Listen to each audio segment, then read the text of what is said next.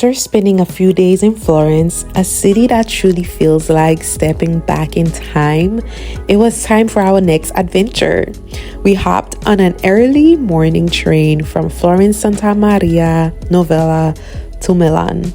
Just a little over 2 hours later, we arrived in Italy's fashion capital, a city that couldn't even feel more different.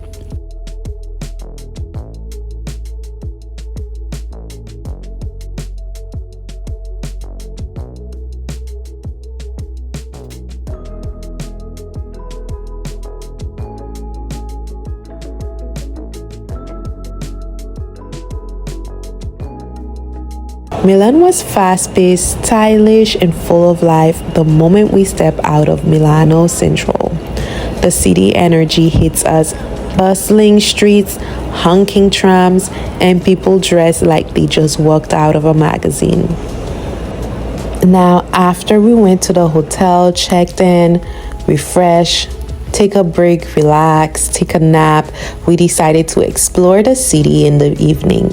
Our first stop had to be the famous Milan Centrale, the Duomo. Pictures don't do this place justice. It's massive, incredibly detailed, and honestly, one of the most beautiful structures I've ever seen. It's just unreal.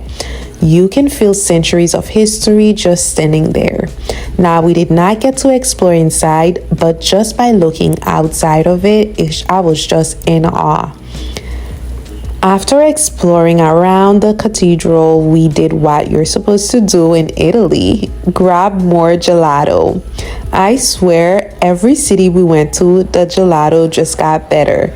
Maybe it's just the atmosphere, or maybe I just didn't want this trip to end. But there were so many people just standing around, taking pictures, doing TikTok. It was just such a beautiful sight to see. Milan's nightlife took me by surprise. It was electric. Music, laughter, people dancing in the streets. It feels like the whole city was just celebrating summer. We joined in, of course, danced a little, and just soaked up the moment.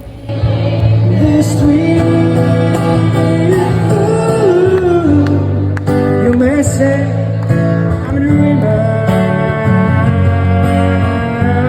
and I'm not the only one.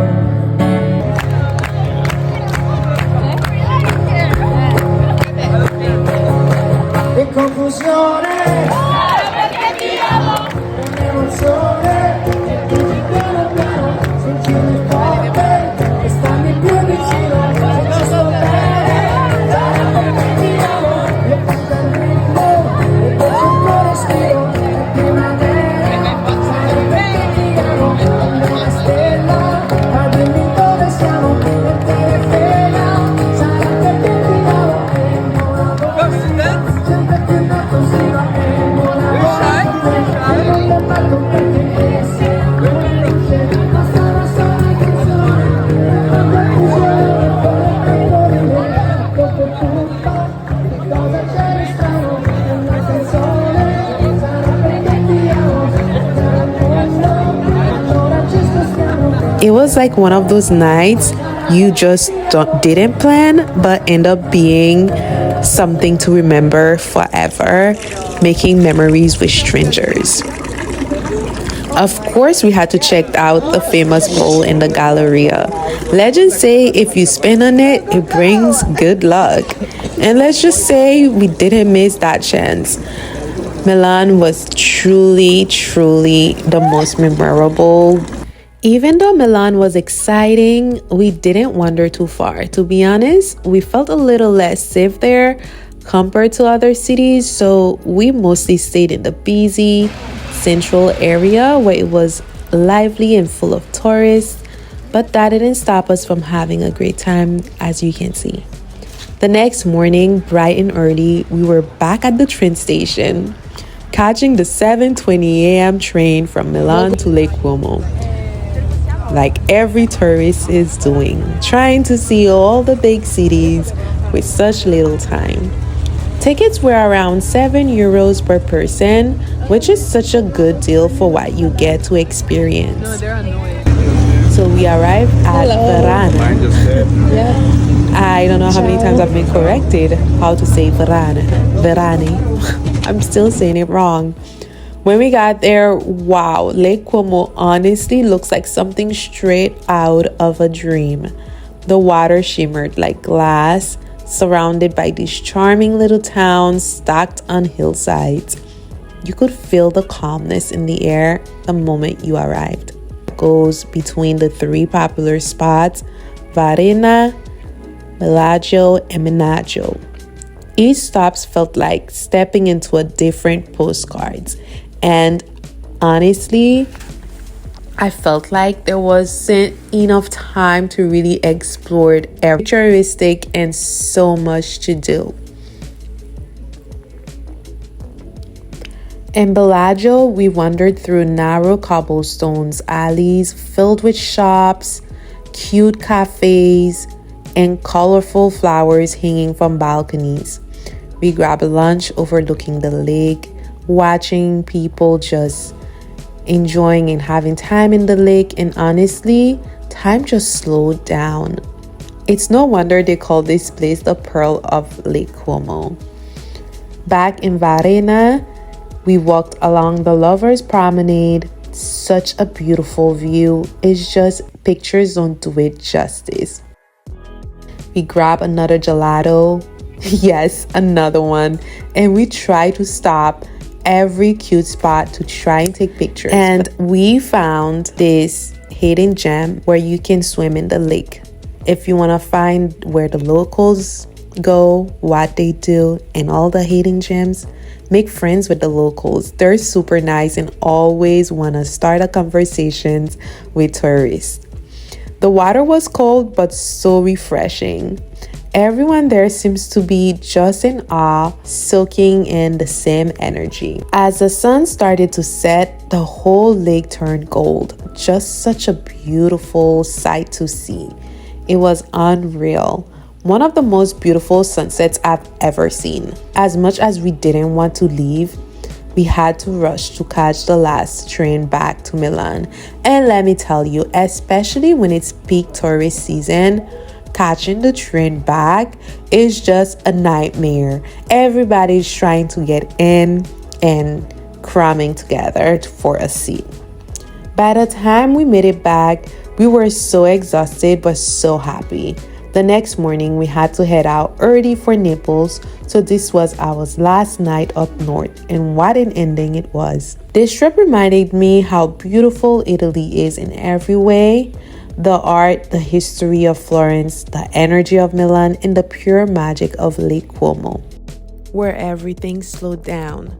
The air feels cleaner, the pace softer, the lake stretched out like glass with little boats gliding past colorful villas tucked in the hills. It was peaceful. So, we visited the Pompeii ruins, as you can see, and which was very surreal. Walking through those stone streets and seeing homes that stood for thousands of years, it's humbling. It makes you pause and think about time and how much history this country carries in every corner.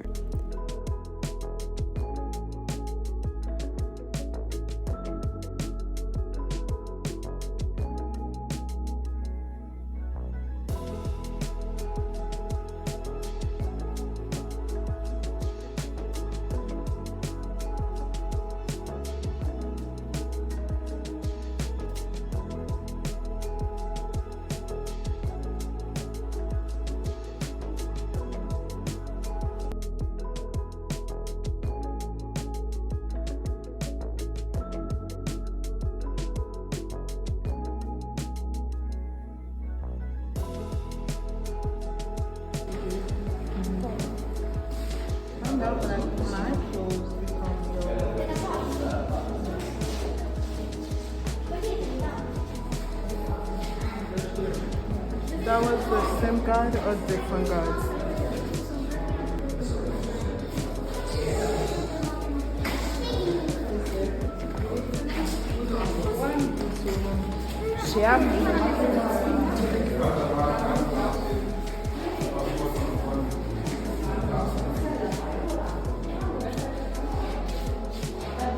Ruins was something really like there were miles and miles of like different places from the ruins of the towns where you can really see that there was life here, and really it makes you kind of like ponder on life.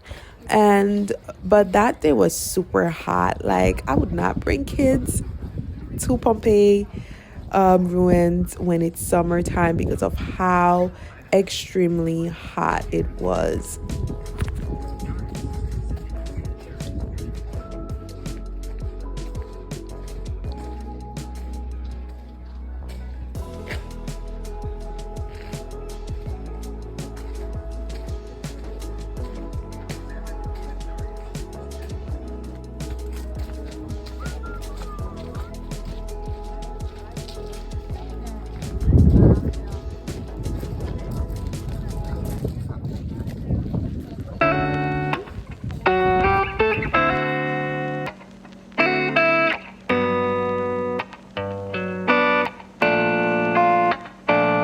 To Naples the next morning, and the energy shift was instant. Naples is alive, loud, messy, charming in its own chaotic way.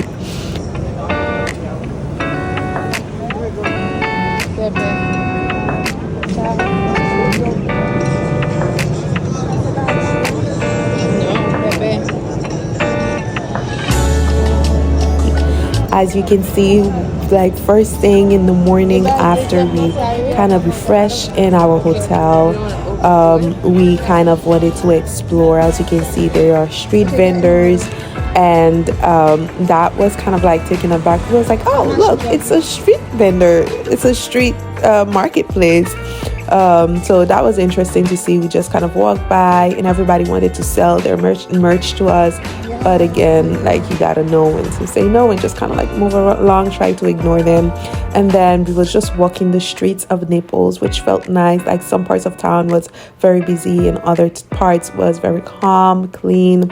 So that's Naples for you. We're heading to this very popular pizzeria called L'Antica Pizzeria de Michel. I'm trying to pronounce these names really good, but it was just amazing. And Naples hits you with all five senses at once: the sounds, the smells, the pace. It's chaotic in the most beautiful way. The streets are narrow, scooters are weaving through, people are talking loudly over each other, and there's this buzz of everyday life that you can just feel the culture. And those chefs, they wanted to talk to us, and they were very interactive. I'm telling you, it was super nice there. We spent the night just like walking through and wandering through the streets. Like there were street markets, night markets, and it was just beautiful to see. Naples isn't perfect, and I think that's what makes it beautiful. There's graffitis on the wall, laundry hanging from the balconies, music playing from someone's window. We even saw like a naked Italian grandpa just standing outside his window and looking out, and it was just like, oh my god, like people are just living their lives, but together it all feels alive. It's unfiltered, it's raw, and it's real, and you can feel the culture. We tried some of the local street foods, of course, and it is also known for its seafood. So we also got to try their seafood, and look at this pizza. It's literally double the size of my face, but it was really nice to try after wandering through the streets in the marketplace all day. We tried these fried food. We also had the sfroglitilla and espresso that's so strong it almost wakes your soul up, especially after all of these walks. Everything has flavor here, not just the food, the people as well. And I feel like Naples is so known for its food, and so it was such a good place to visit.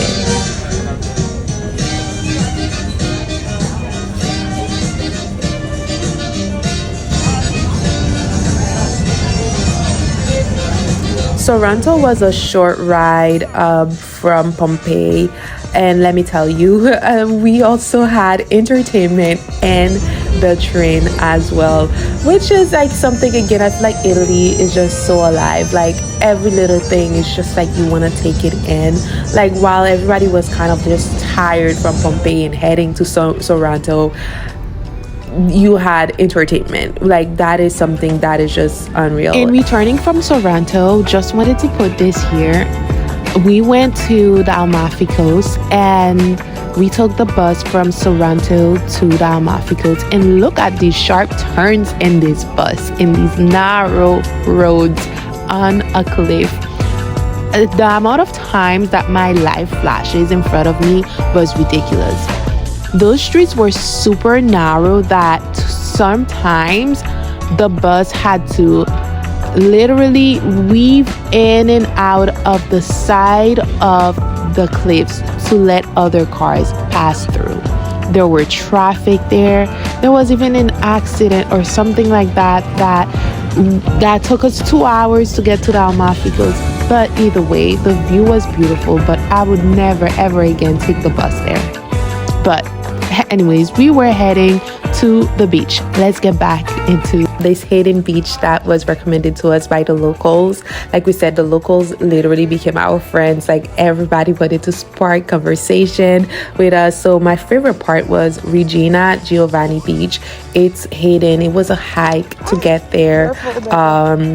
But I wish we knew how much of a hike it was, but it was so worth it to see the view. This hidden cove where the cliffs meet the clearest water I've ever seen. We swam, we laughed, and we just let time pass. It was more kind of like an off day from all the activities of the trip. It felt like the kind of day you never wanted to end.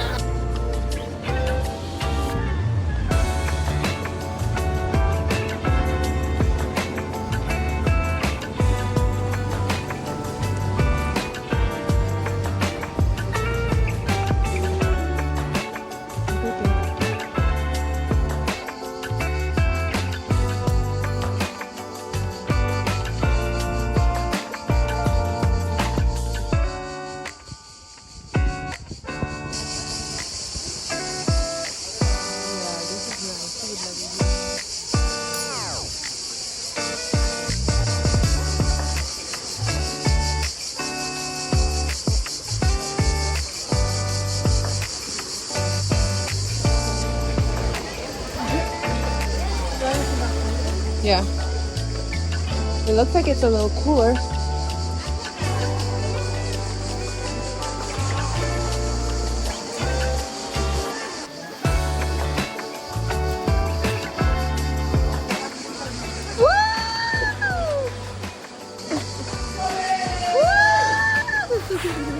After Sorrento, we rushed back to Naples, where one of the highlights was our pizza making class. We learned from 2 local chefs who's been making pizza for years, kneading dough like it was second nature, and teaching us how to properly knead a dough. And pizza isn't made fast, you make it when you feel it. Honestly, I had such a great time making pizza. They were so funny. And you know what? Rolling the dough, adding the perfect amount of sauce, seeing it bake in a wood fire oven. It was simple but so satisfying. The first bite was unreal. The crust light, the mozzarella melting, the basil still warm. Then came Rome. It truly felt like saving the most iconic for last. But every city had its own perfect magical moments. What I love most about Rome weren't the touristy spots. It was the smaller moments, like having coffee at a tiny cafe shop, or being near the Pantheon and going inside the Colosseum. So, and also we had the perfect view of St. John's Basilica at our monastery stay.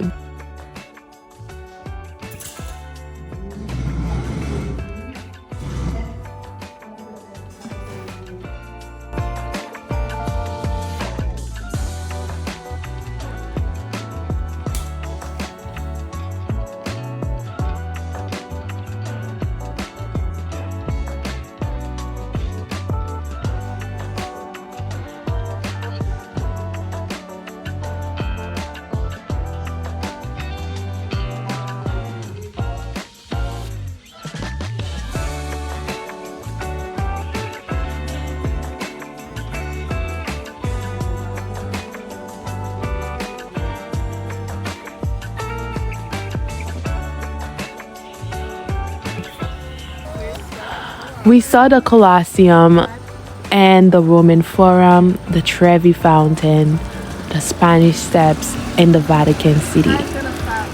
Our 4 days stay in Rome was absolutely magical. Each one was breathtaking in its own way, massive, detailed, and full of stories. The Colosseum felt powerful. The Trevi Mountain sparkled at night with people tossing coins and whispering wishes. And Vatican City, no words, honestly, no words. The skill, the art, the silence inside the Sistine Chapel, it all stays with you, and it stays with me.